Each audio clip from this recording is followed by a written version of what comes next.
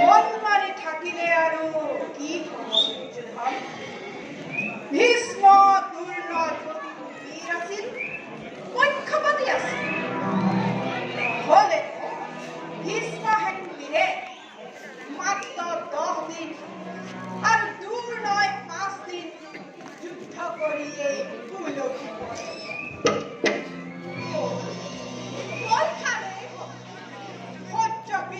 গুৰুকুল এতিয়াও শেষ হোৱা নাই। অন্য এজনক সেনাপতি পাতি যুদ্ধ চলিব।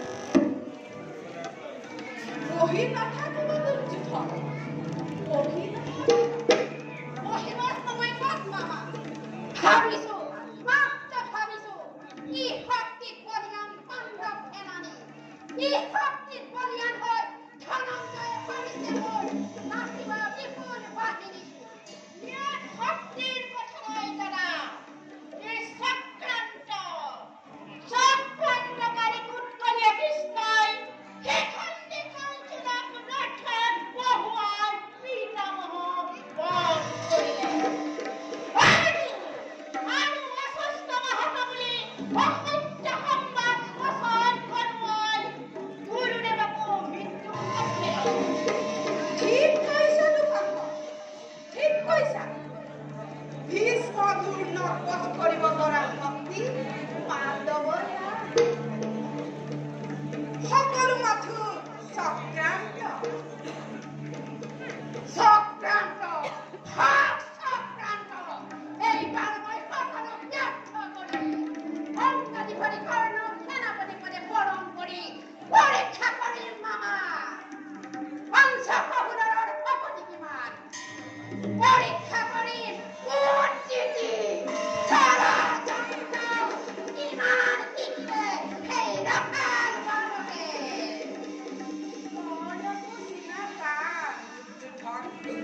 তেওঁ যদি আকৌ সেনাপতি হৈ ইফাল সিফাল কৰে তেতিয়া কণ্ঠস্থিত হ'ব।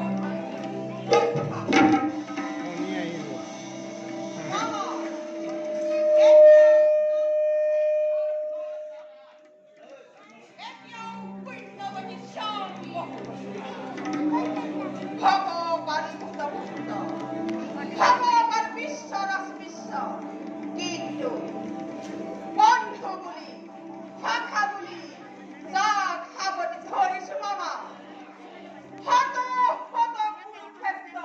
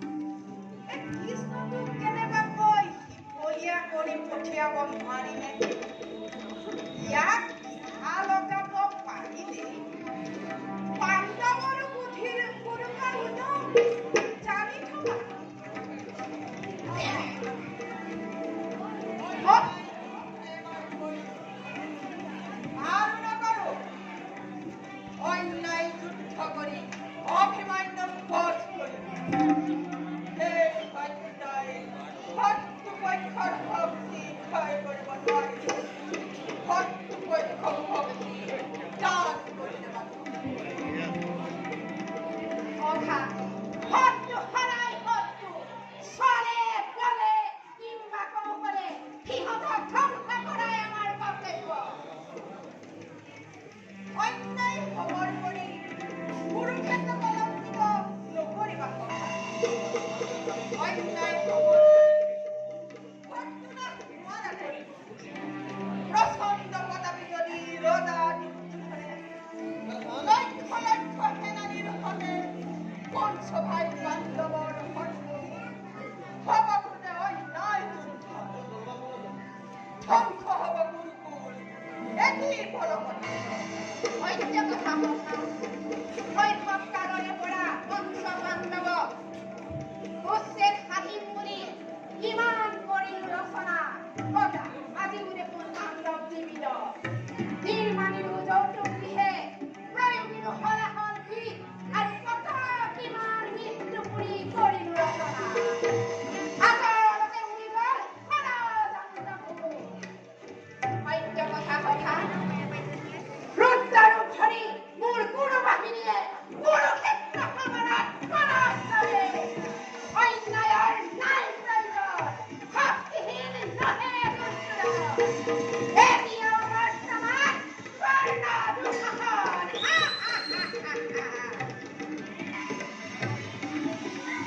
ধ্ৰুৱ সত্য বীৰে মাথো ধৰ্মযুদ্ধ কৰিয়া বহ জয় হয় কিম্বা কৰে মৃত্যু আলিঙ্গ